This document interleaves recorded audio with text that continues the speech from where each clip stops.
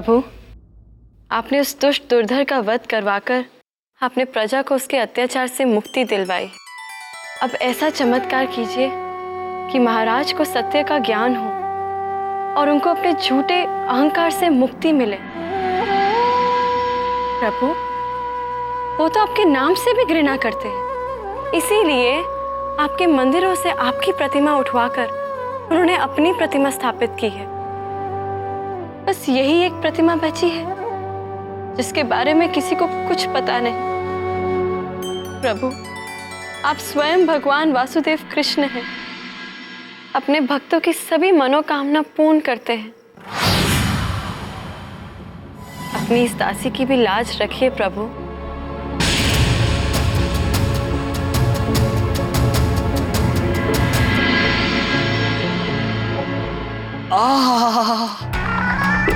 अब तो हमारी पत्नी भी हमारी शक्तियों के बारे में जान गई है। कितने प्रेम, कितनी श्रद्धा से हमारी भक्ति कर रही है। तनिक हम भी तो देखें।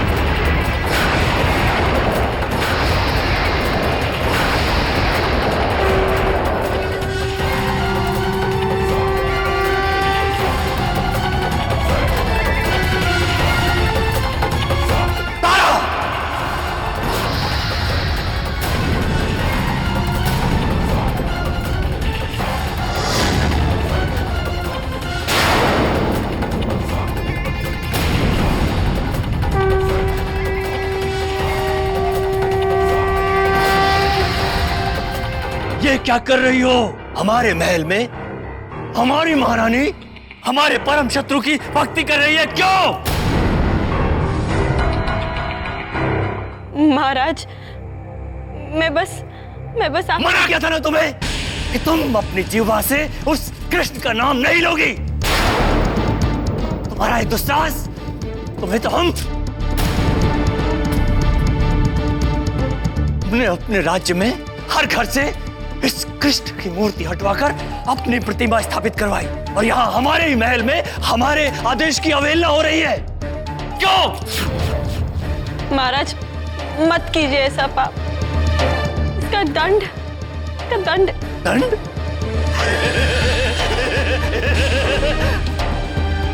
दंड? हमें भगवान वासुदेव पौंड्रक को दंड? कौन देगा हमें दंड? हाँ?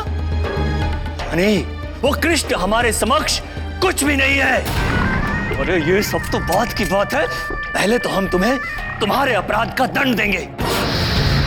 समस्त प्रजा के समक्ष तुम्हें मुख्य चौक पर 100 कोड़े मारे जाएंगे, 100 कोड़े, ताकि सबके सामने तुम उदाहरण बन सको। भगवान, मैं आपको सारे महल में ढूंढ रहा हूं और आप यहां हैं। मुली, देखो हमारे महल में हमारी महारानी कैसे पाप फैला रही है। महारानी तारा चोरी छुपे उस कृष्ण की भक्ति कर रही थी।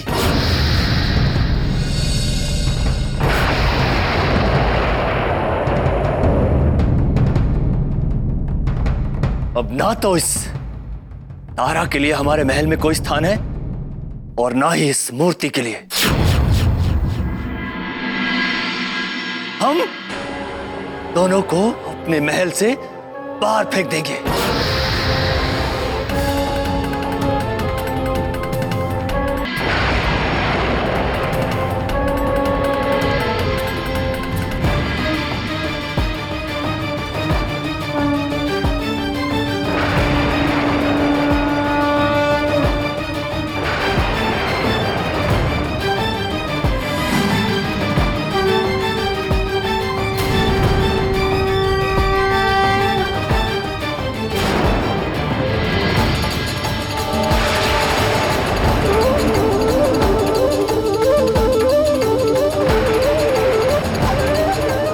कितना भार है इस मूर्ति का। तू हिली नहीं रही यहां से। भगवान, आप तो सारे संसार का भार उठाने जा रहे हैं, किंतु आपसे यहाँ ये छोटी सी मूर्ति भी नहीं उठाई जा रही। भगवान, लोग क्या कहेंगे?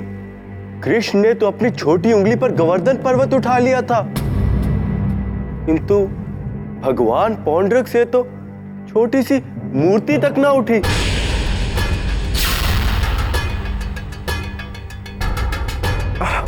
भगवान, एक बार और प्रयत्न कीजिए, कीजिए कीजिए।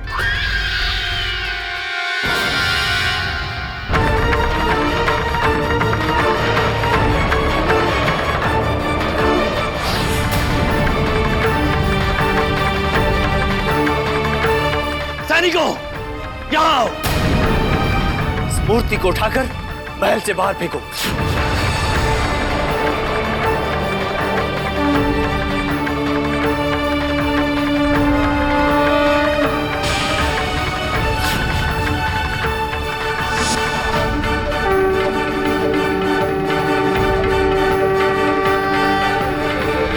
अवश्य ये उस मायावी कृष्ण की कोई माया है जो ये मूर्ति यहां से हिल नहीं रही है।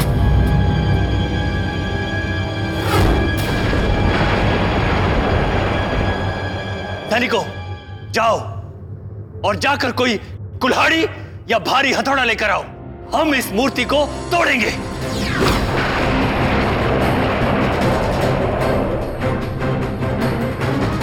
ठहरो सैनिकों। महाराज, आपको जो दंड देना है, जो करना है, आप हमारे साथ कीजिए,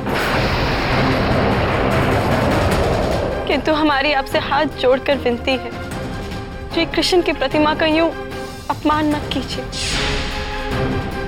हम श्री कृष्ण की प्रतिमा लेकर महल से बहुत दूर चले जाएंगे। अच्छा, तुम इस मूर्ति को उठा लोगी? मुरली, तारा, तुम इस मूर्ति को उठा लोगी? इसे हमारे दो सैनिक और हम स्वयं भगवान वासुदेव पौंड्रक नहीं उठा पाए, उसे तुम उठाओगी? कैसी हास्यास्पद बात कर रही हो तारा? महाराज, मेरे कान्हा आपके साथ जाना ही नहीं चाहते थे, इसलिए अपने स्थान से हिले ही नहीं, परंतु हमारे साथ वो अवश्य चल पड़ेंगे।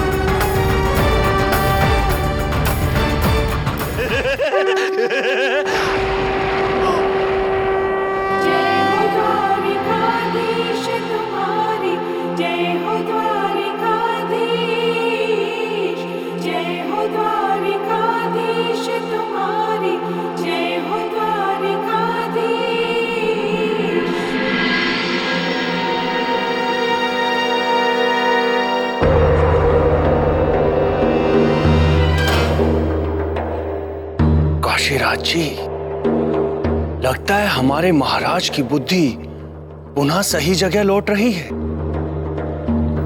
एक बार मुरली का जादू उतर जाए उनके सर से, फिर सब कुछ ठीक हो जाएगा।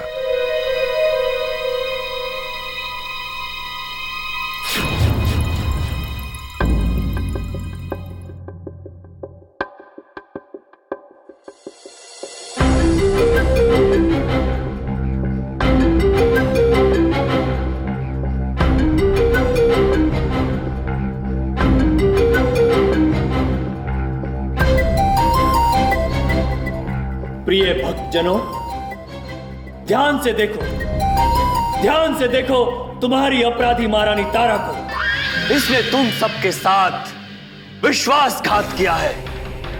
तुम्हारे भगवान वासुदेव पांडव की पत्नी होते हुए भी उस ग्वाले कृष्ण की भक्ति करने का पाप किया है। और हम चाहते हैं कि ऐसे पापी को भयंकर दंड दिया जाएगा।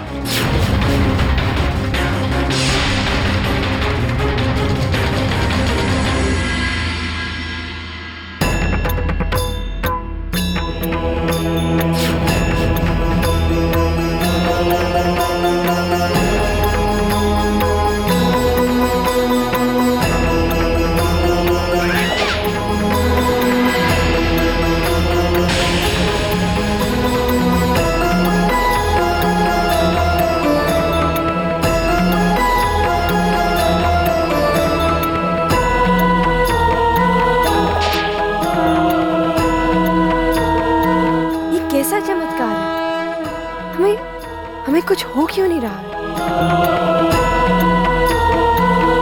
जय श्री कृष्ण।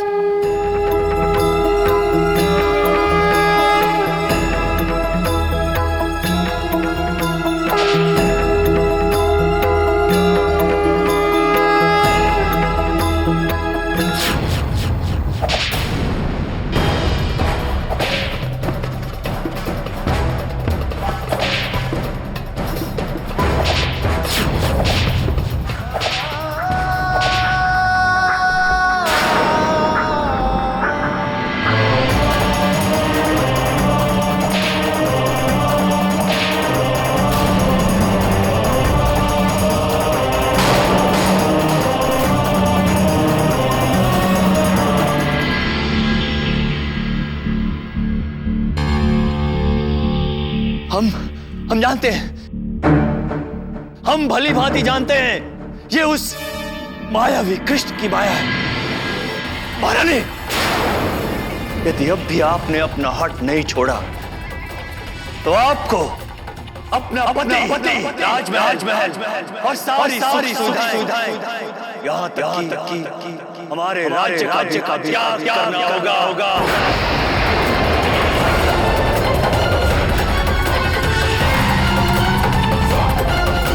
हम तुम्हें अंतिम अवसर देते हैं और दो उस कृष्ण की भक्ति और हमारी शरण में आ जाओ।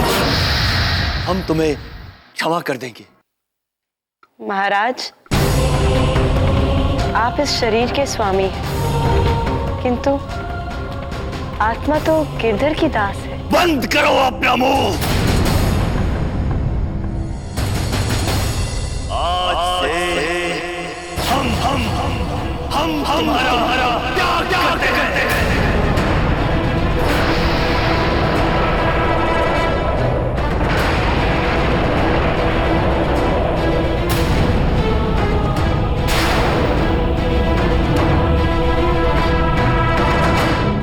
तुम सबकी जिह्वा पर केवल हमारा भगवान वासुदेव पांडव का नाम होना चाहिए। तो बोलो, भगवान वासुदेव पांडव की, भगवान वासुदेव पांडव की, भगवान वासुदेव पांडव की। प्रभु, कहां चले आप? महारानी तारा आपकी भक्त हैं और इसी भक्ति के कारण दंड मिला इन्हें। प्रभु, इनकी सहायता न करेंगे आप? सुदाम, सत्य और धर्म का मार्ग कठिन ही होता है। तुम एक काम करो, महारानी तारा को वन की ओर ले जाओ। वहां पश्चिम की ओर एक बड़ा सा कुआं है, जिसके निकट एक घर है। तुम महारानी तारा को वहीं ले जाओ।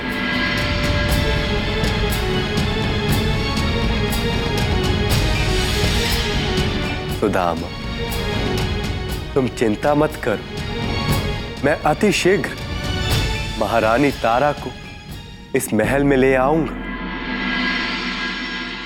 जय हो द्वारिकाधीश तुम्हारी, जय हो द्वारिकाधीश।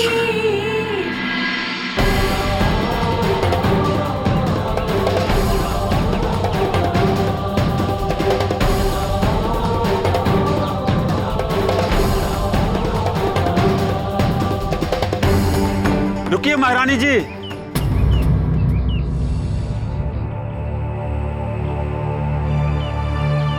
जय श्री कृष्ण। हे देवी, धन्य है आपकी कृष्ण भक्ति। मैं तो ये भ्रम पाले बैठा था कि मुझसे बड़ा कृष्ण भक्त कोई और नहीं। कृष्ण भक्त छोटा या बड़ा नहीं होता सुदामा जी। प्रभु का हृदय विशाल है। मेरी तो प्रभु से यही प्रार्थना है कि वो मेरे पति को, जो स्वयं को ईश्वर समझ बैठे हैं, अपने अहंकार से बाहर निकले, अपने हृदय में श्री कृष्ण को रखे और श्री कृष्ण के हृदय में स्थान बनाए। महारानी जी, प्रभु कृष्ण कहते हैं हर बात का अपना नियत समय होता है। राजन को भी एक न एक दिन अपनी भूल का आभास होगा ही। मुझे भी बस उसी क्षण की प्रतीक्षा है। परंतु आप यहाँ क्या कर रहे हैं सुदामा जी? देवी, मैं मात्र प्रभु कृष्ण के सौंपे कार्य को पूरा करने आया हूं। प्रभु कृष्ण अपने सारे भक्तों का ध्यान रखते हैं, इसीलिए उन्होंने मुझे आपको उचित मार्ग दिखाने के लिए भेजा है।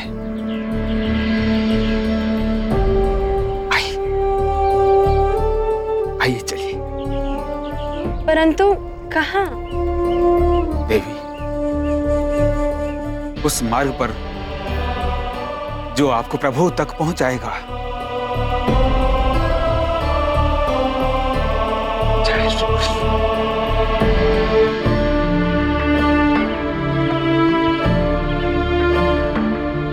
जय श्री कृष्ण। लीजिए महारानी, प्रभु के अगले आदेश तक अब आप यहीं रहेंगी।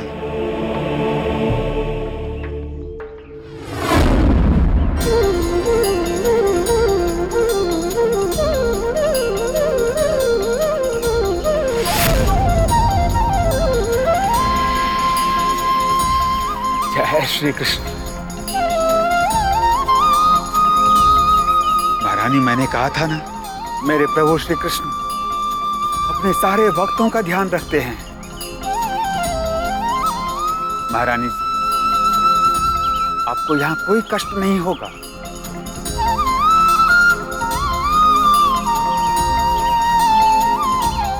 प्रणाम महारानी। महारानी जी का पूरा पूरा ध्यान रखा जाए। जी। जय श्री कृष्ण। जय श्री कृष्ण। जय श्री कृष्ण।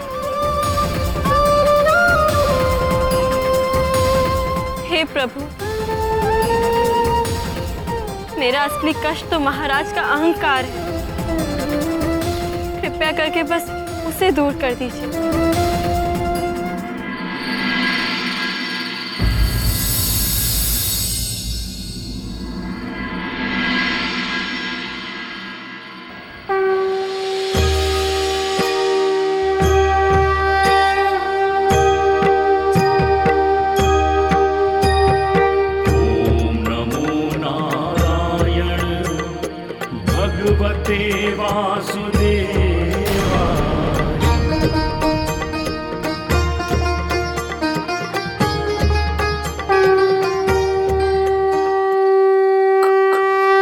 कौन हो तुम? वही जिसे तुम सोते जागते, उठते बैठते याद करने लगे हो आजकल।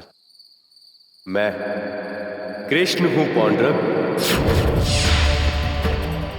तुमने इतनी बार मेरा नाम ले, मेरा स्मरण किया कि मैं स्वयं को रोक ही नहीं पाया और यहां आने के लिए बाध्य हो गया पौंड्रक।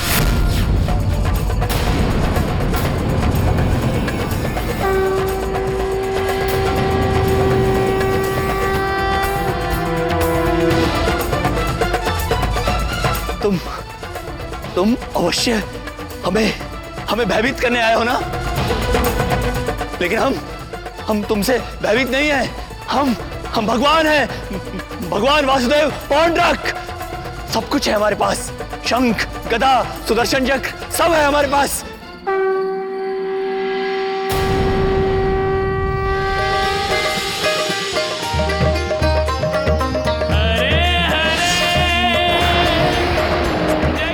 मुझे मत मारो, मुझे मत मारो।